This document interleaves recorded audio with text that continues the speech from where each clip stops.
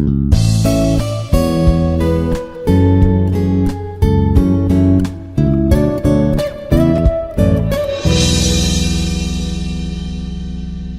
to today's session. Today we are going to discuss some of the problems on groups and subgroups and related problems.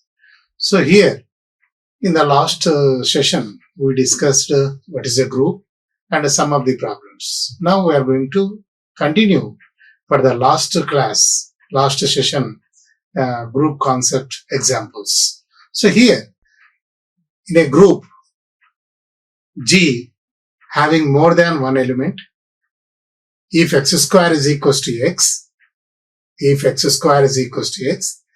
is true for every x belongs to x, then we have to prove that G is abelian. So this is the condition is given.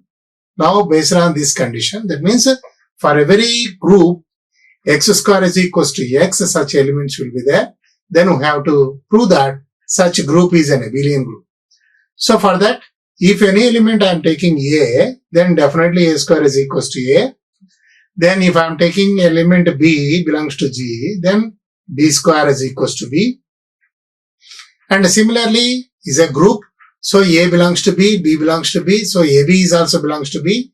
So AB square is also equal to AB. Now let us, we are going to discuss. This is, we are going to write A into AB into B. So this is G is satisfying a group. So it is satisfies associative property. So I am going to write this is like this. And this is A square and this is B square. So A square, B square, A square is equals to A and B square is equals to B. And subsequently by using this, AB is equals to AB square. And once again I am going to write this as AB into AB. And then by applying associativeness, and then we are applying left cancellation law as well as right cancellation law, then we are going to get AB is equal to BA. So here it is given x square is equals to x. So we are taking A belongs to G implies A square is equals to A. Similarly B belongs to G implies B square is equals to B. So A belongs to B, G, B belongs to G. So AB belongs to G. So implies AB whole square is equals to AB. So now we have to prove that G is an abelian so that AB is equals to BA. So for that we are taking one concept A into AB into B. This I am going to write applying associativeness. Then I am going to write like this. So which is A square. And it is B square, A square is equals to A, B square is equals to B, and this is by using this AB whole square. This I am going to write AB into AB. So this I am going to rewrite it as A into BA into B. So here this is equal to A into AB into B. So apply right cancellation law. So then B get cancelled and left cancellation law. A get cancelled, so AB is equal to BA. So we can say that G is an abelian group. Now, let us concentrate the other problem, other example. So here, prove that G is an abelian group if and only if AB whole square is equals to A square, B square, A square, B square. This is true for all A comma B belongs to AB. G belongs to G. So here it is given as if and only if. So first G is abelian, then we have to prove this. Or then conversely, we are going to take this and we are going to prove G is abelian. So first of all, I am going to take G is abelian. So now I want to prove this. This I want to prove. So AB whole square. Then I am taking AB whole square. This is A square equals to B square I am going to prove. So it is AB into AB. So then this is once again A into BA into B. So then it is just because I have to use the abelian concept. So for that AB is equals to BA. So this I am going to write it as AB into B. So which is, because I have to use this G satisfies abelian. So for that, BA is equal to AB.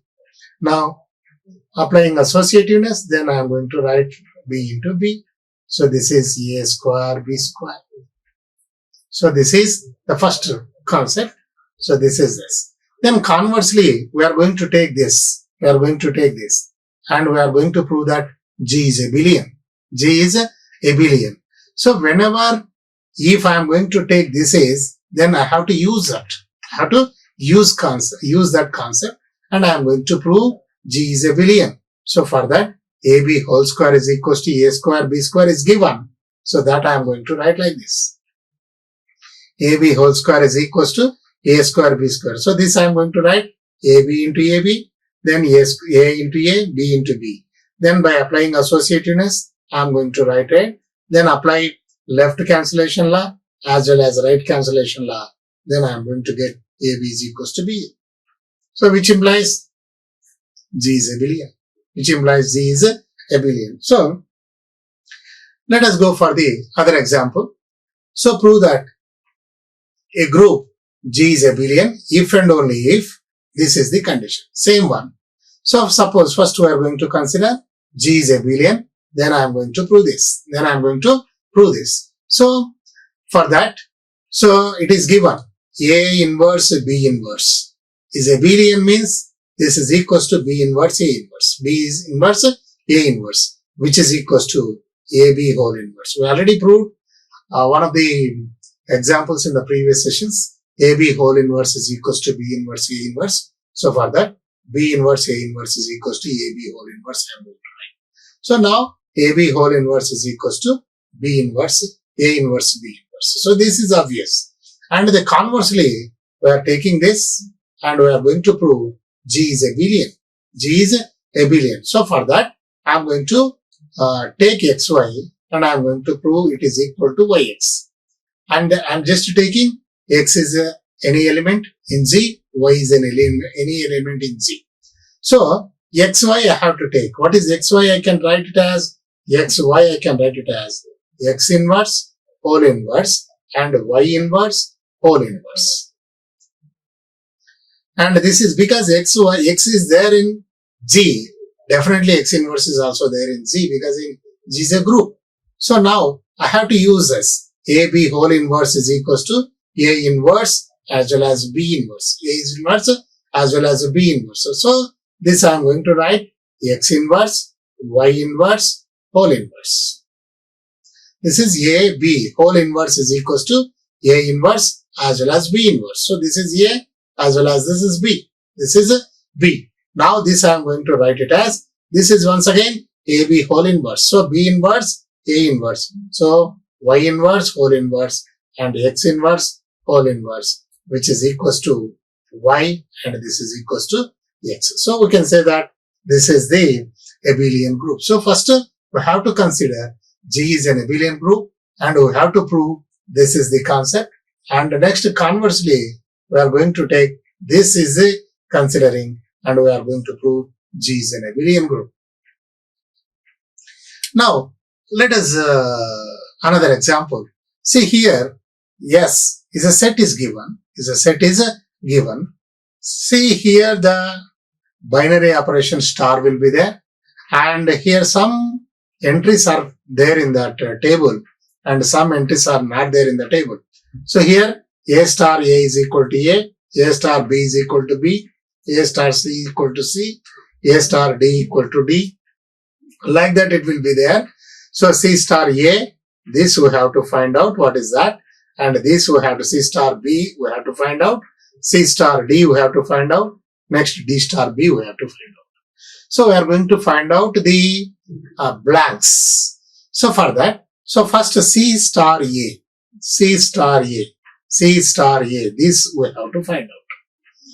So for that, I am just taking C star A is C value, C star A does not know. So C we are going to convert into the known terms. So other than C. So here what is, where is C? C is here and C is here. Two C's, and of course here is also C there. So one is C is replaced with A star C, A star C. One is C is replaced with A star C, and C is replaced with again another one is B star D, and C is replaced with D star D. D star D. Suppose if I am just taking this A star C, then this is it is going to like this A star C. A star C. That is C is replaced with. Then by applying associativeness, then I am going to get C star A. C star A once again. See, if I am taking like this, if I am going to use this A, and this is equals to, by applying associativeness, C star A. So once again, C star A is unknown. C star A is unknown. So by considering this, it is not at all useful for me. So that I am not going to consider that. So I am going to consider the next one, and I am going to consider the next one, B star D. So I am just replace C is equals to B star D. C is replaced with B star D. And of course, I am going to write A is as usual. A is as usual. See here, it is a group. So we are going to take it as it satisfies associative law. And so this is the, we are going to fill this missing table. So subsequent S comma star is associative, maybe associative. That means S comma star, which satisfies associativeness property. So for that, I'm going to replace C is equals to B star D. So I'm going to substitute here, applying associativeness. Then I'm just taking B star A. So B star A is equal to B. So this is replaced with B. Then B star B is equals to C. B star B is equals to C. So subsequently, C star A is equal to, I'm going to get C. I'm going to get C. And similarly, the other one. So C star B I have to get. So C star B, once again, use the same one. Use the same one. Suppose if I am not going to get this, and I am going to use this is also. I am going to use this also. So here, let us say, suppose if I am going to use this, let us say in the place of C, I am going to use D star D, and of course A.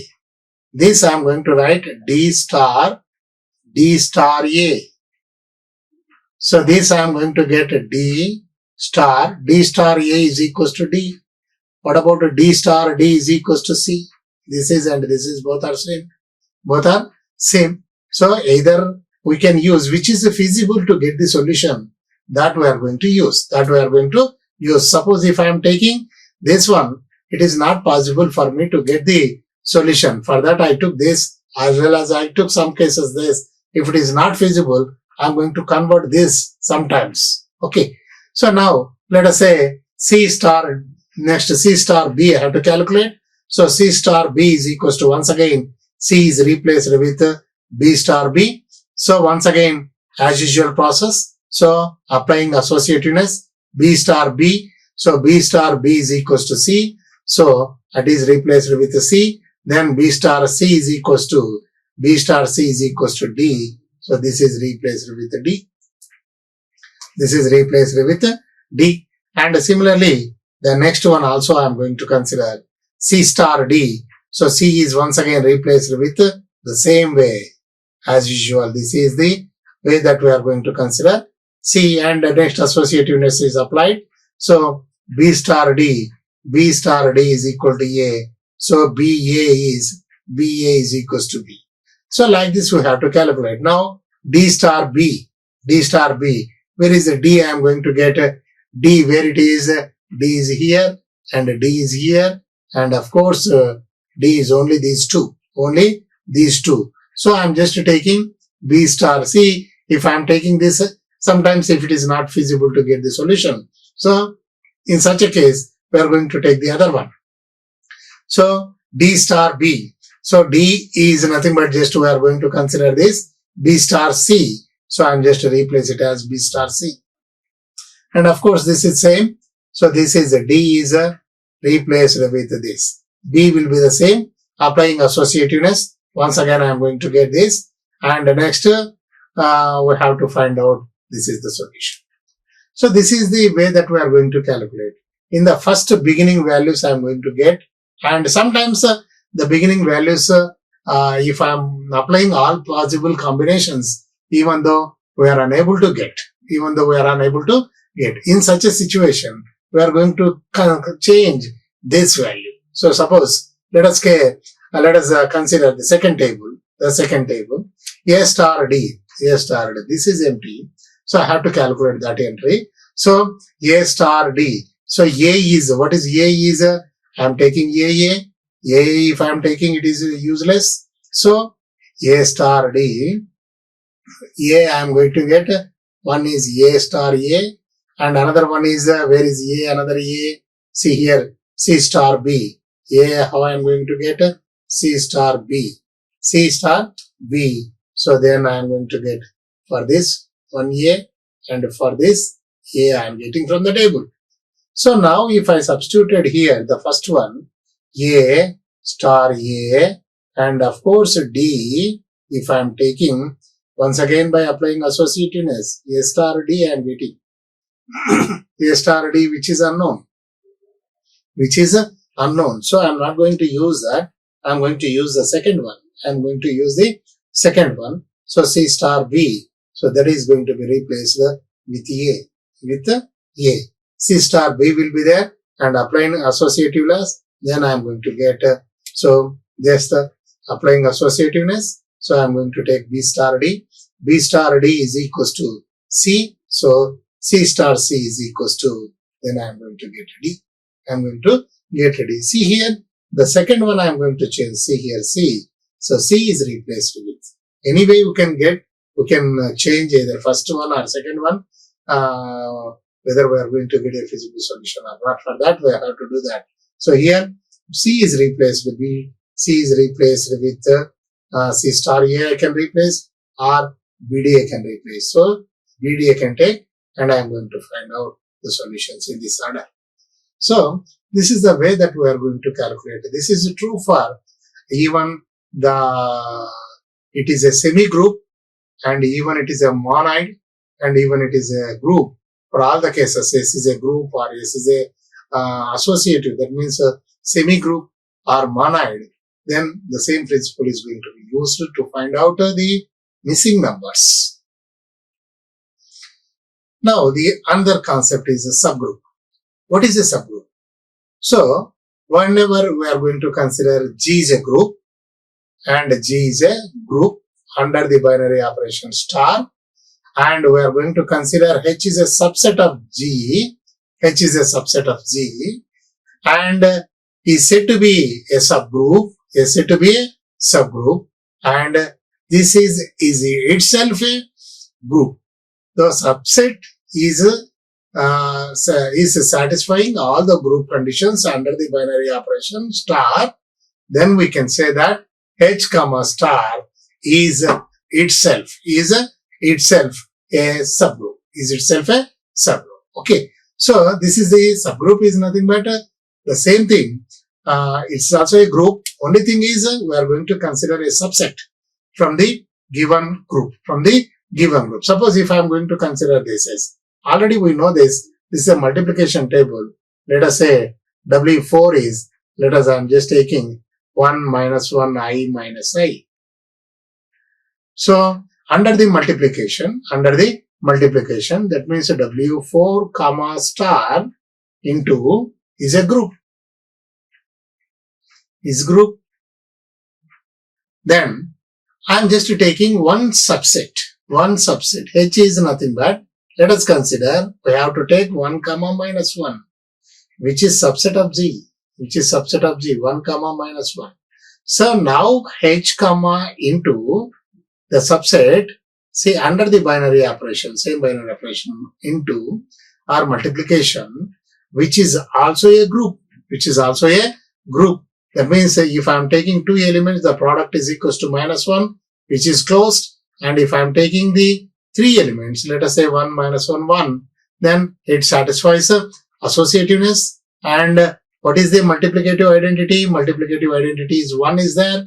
And inverse, if I am taking 1 inverse is 1 only. minus 1 inverse is minus 1 only. Minus 1 only. So I can say that this is a group. This is a group. But only thing is it is a subset of W4. So obviously it satisfies a group conditions. So I can say that it is a group. It is a subgroup. It is a subgroup. And similarly, suppose another way in a multiplication table. So we are going to take multiplication 1 minus 1, 1 minus 1. See whether we are going to verify it is closed or not. See that I am going to get this is. So this is in any way we are going to consider all the elements are members. So it is closed. It is closed. So we can say that. We can say that it is a, while I am considering this is H as 1 comma minus 1 and under the same binary operation multiplication, then it is satisfies all the group conditions. So we can say that it is a subgroup. So similarly, we are going to consider a set of integers. So set of integers, let us say 0 plus r minus 1 plus r minus 2 plus r minus 3 and so on, which is a group under binary operation addition. Under the binary operation addition. So it is a additive group. It is a additive group. So whenever if I am additive group, then if I am considering then even integers. If I am going to take even integers, let us say 0, 2, 4, 6 and of course minus 2, minus 4 and so on, it will be there. If I am considering, it is a subset. It is a subset of this because we are going to consider only a positive integers. So which is also a group under the binary operation plus addition, and there here identity is 0 and then 2 inverse is minus 2 will be there, 4 inverse is minus 4 will be there, 6 inverse is minus 6 will be there and so on. So we can say that it is also a subgroup. So I'm just considering positive integers under the binary operation addition, which is also a subgroup of a positive integer set. So now let us consider the one of the theorem. The identity element of a subgroup is same as the identity element of a group. So what we are going to study here, what is the W4? W4 is 1 minus 1, I minus I. So what is the identity element is 1. If I am going to consider here it is a subgroup and here also the identity element is 1. So whatever the identity element is there in the group, the subgroup is also having the same identity element. So here the closer positive integers, if I am going to consider, there 0 acts as an additive identity. So if I am considering a set of even integers, so there also 0 acts as an additive identity. So this subgroup as well as the same group as well as the group both are having same identity. That we have to prove. So let us assume that it is having two different identities. Let us say that and H is having the identity element E and G is having the identity element is E dash. So H is a subgroup of G. H is having one identity element E and G is having another identity element E dash. Now we are going to prove that both identities are equal, then it has a unique identity. So let us consider for that A belongs to G. One element I am going to consider. A belongs to G. So of course E belongs to Z. So E belongs to G. So I am going to take it as AE is equal to A. AE is equal to A. And in the similar way, and I am going to consider A belongs to G and E dash belongs to G, then what I am going to get? A E dash is equal to A. A E dash is equal to A. So same way I am going to consider let us say what I am saying that. So A belongs to H, and next E belongs to H. Subsequently, AE is equal to A. And now, if I am going to consider A belongs to G and E dash belongs to G, then AE dash is equal to A. So, which is nothing but AE is equal to AE dash. Then apply left cancellation law, then we are going to get E is equals to E dash. Even though if you are going to assume it is having two different identity elements and those identity elements are equal to each other. So, any group, if I have the identity element of a subgroup and which is same as the identity element of the group, like W4, what is the identity element is 1, and here the identity element is also 1.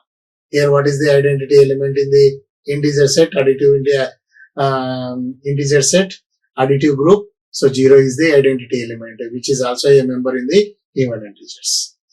Now let us go for the other theorem. The inverse of any element of a subgroup is the same as the inverse element of the element group G. Same. If I am taking A belongs to H, its inverse is A inverse, means the A inverse is also a member in G, then definitely it inverse is A is having A inverse, of course A inverse which is in G under the multiplication, that we have to put. Now let us consider. So here what we are saying that I am having the same way, then G and H, let us say H is a group and J is a subgroup, and which is having one identity element, one inverse. Let us say A inverse is equals to B, and here A inverse is equals to C. I am just taking. So A inverse of A is B, and here inverse of A is equals to C. So B and C are two inverses of A. Now let us say AB is equals to the identity element, and here AC is equals to the identity element. So once again AB is equals to AC, applying the left cancellation law, then I am going to get B is equals to C. Even though if I am assuming that A is having the inverse B in G and A is having the inverse C in H, and those inverses are equal to each other. So that is the theorem statement. Now let us go for the other theorem. A non-empty subset of a group G, non-empty subset H of a group G, if and only if a non-empty subset H of a group G, this is not required. So if and only if this. So here, this is nothing but non-empty subset H of a group is a subgroup.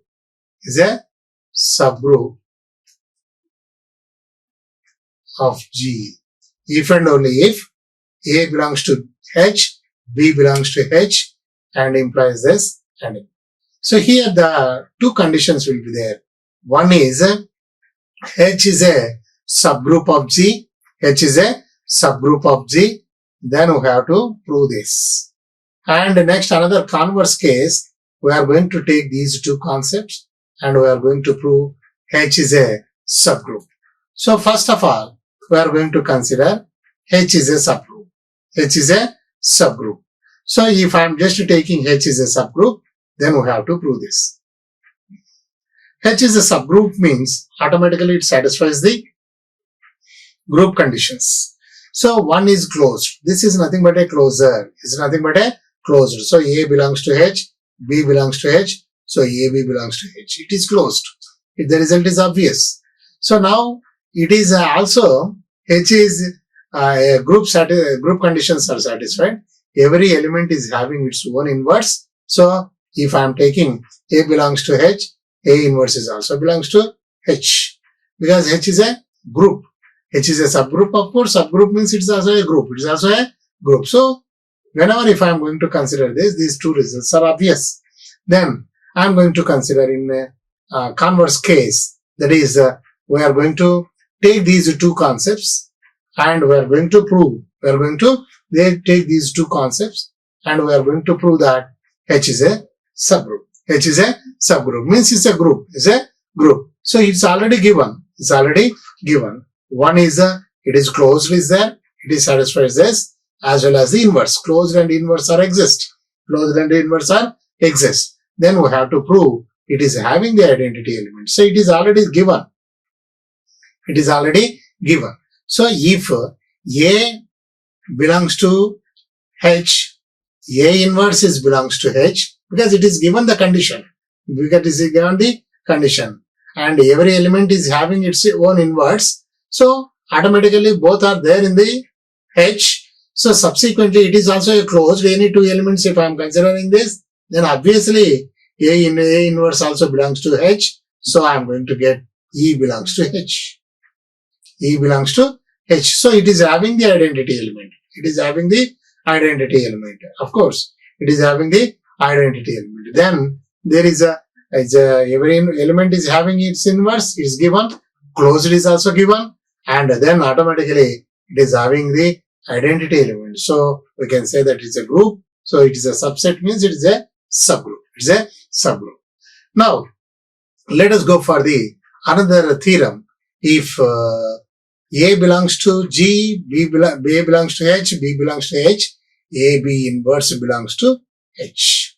So that is the necessary and sufficient condition for a non-empty G to be a subgroup.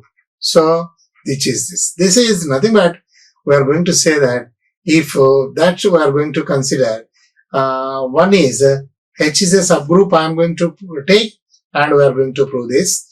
And next, the converse case, we are going to take this and we are going to prove H is a subgroup. H is a subgroup. So here we are considering H is a subgroup. So automatically every subgroup is satisfying the group conditions. So let us say I am just taking A belongs to H and B inverse belongs to H. See here, I am just taking B belongs to H means every element is having its own inverse. So subsequently, B inverse is also belongs to H. So I am just taking A belongs to H, B inverse belongs to H, because H is closed. H is a subgroup means H is closed. So A, B inverse belongs to H.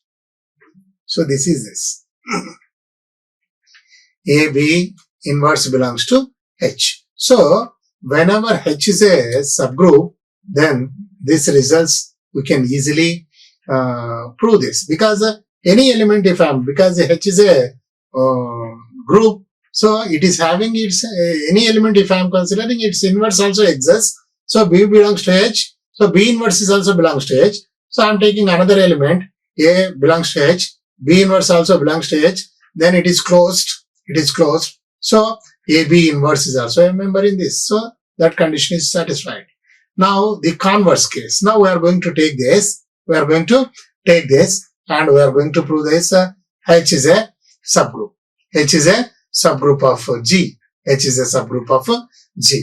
Now let us go for this. So if I am going to take A, C belongs to H, A belongs to H, given condition, A inverse belongs to H. So A inverse by using this, by the given condition. A inverse means E is the identity element. So H is the identity element. And next, A belongs to H and E belongs to H. Then again what we are going to get, say A belongs to H and next A inverse belongs to, what is that? A inverse is also, see here, E belongs to H, A belongs to H. So by using this condition, E,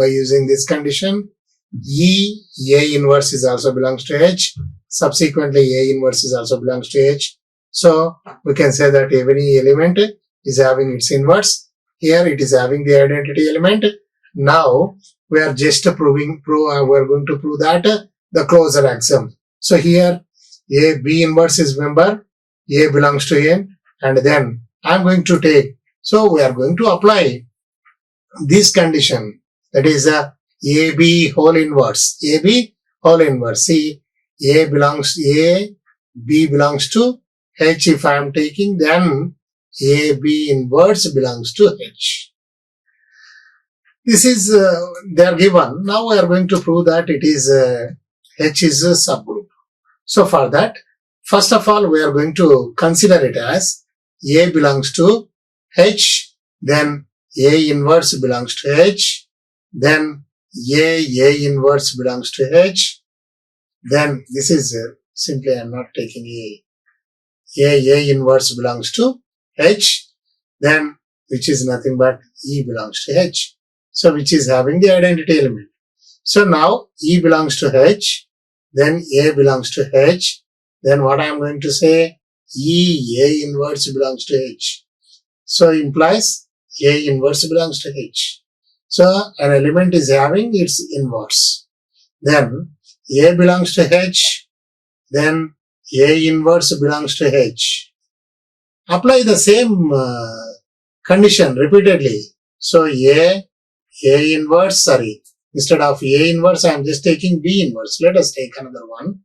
B inverse and whole inverse is also a member in H. Subsequently, AB member in H. AB member in H, which is nothing but a closed property. So closed property will be there, and it is having associativeness is obvious, and identity element will be there, and inverse will be there. So this is required conditions to satisfy H is a subgroup. So for that we can say that H is a subgroup of G. Now, if I am another condition, another theorem, suppose if I am going to say that H1 is one subgroup, H2 is another subgroup, and H1 intersection H2 is also a subgroup. But the H1 union H2 need not be a subgroup. First of all, we are going to prove that H1 intersection H2 is not a subgroup. Is a subgroup, provided H1 is a subgroup and H2 is a subgroup. So here, when we say that it is a subgroup, A, B inverse belongs to H, then we can say that H is a subgroup. Then we are going to prove this. Then see here, I am going to prove A, I am just taking H1 intersection H2, and B I am taking in H1 intersection H2. If I am going to prove AB inverse belongs to H1 intersection H2, then I can say that H1 H2 intersection H2 is a subgroup. So for that, I just take H1 and H2 both are two subgroups. So if I am taking H1 and H2 is not equal to 5, which is a non-empty set. So I am just taking A belongs to H1, B belongs to H1, and so I can say that AB inverse belongs to H1. And similarly, because H1 is a subgroup and H2 is also I am going to get the same, AB inverse belongs to H2. In the same way, A belongs to H1 intersection H2 and B belongs to H1 intersection H2, which implies A, B inverse belongs to H1 intersection H2. So I can say that H1 intersection H2 is a subgroup. So the intersection of two subgroups is also a subgroup. Now, let us consider the union of two subgroups, not necessarily a subgroup. Suppose I am taking H1 is this and H2 is this. H1 is a group is a positive integers. So H1 is a one subgroup under addition. And H2 is another subgroup is nothing but a multiples of 3. So of the group Z, so which is also a subgroup. So H1 and H2 both are subgroups. Now the union, if I am going to collect, see here it is 0, 2, 4, 6 and so on, 0, 3, 6 and so on. So now what I am going to get, addition is 0, 2, 3, 4, 6, like that I am getting this. Now we have to verify this. H1 is a subgroup under addition and H2 is also a subgroup under addition. Now we have to verify H1 union H2 is a subgroup under addition or not. Under addition or not. So for that, H1 union H2, I am going to get this. Now we have to verify whether it is a group satisfying group conditions or not. So for that, I am going to take 2, an element 2 belongs to H1 union H2. And I am going to take another element 3, H1 union H2. Under the addition operation, so what about 2 plus 3 is belongs to, so H1 union H2, but 2 plus 3 is equal to 5. 5 does not belongs to H1 union H2. H1 union H2. In the same way, if I am going to take a 3, 4, if I am taking 3 plus 4, 7 also not there. And next, 1 odd and 1 even number if I am taking in any combination, 6 I am taking and 5 I am taking, 11 I am not going to get. 11 I am not going to get. So, the H1 union H2 is not a subgroup, whereas H1 and intersection H2 is a subgroup if H1 and H2s are subgroups. So, this is the one of the important concept that H1 and union H2 need not be a subgroup even though H1 and H2 are subgroups. But H1 and H2s are subgroups, then H1 intersection H2 is a compulsory, it is a subgroups. Okay. So with this, I'm going to conclude this session. Tomorrow we are going to discuss some more topics. Thank you. Like, share and subscribe. Hit the bell icon for more updates.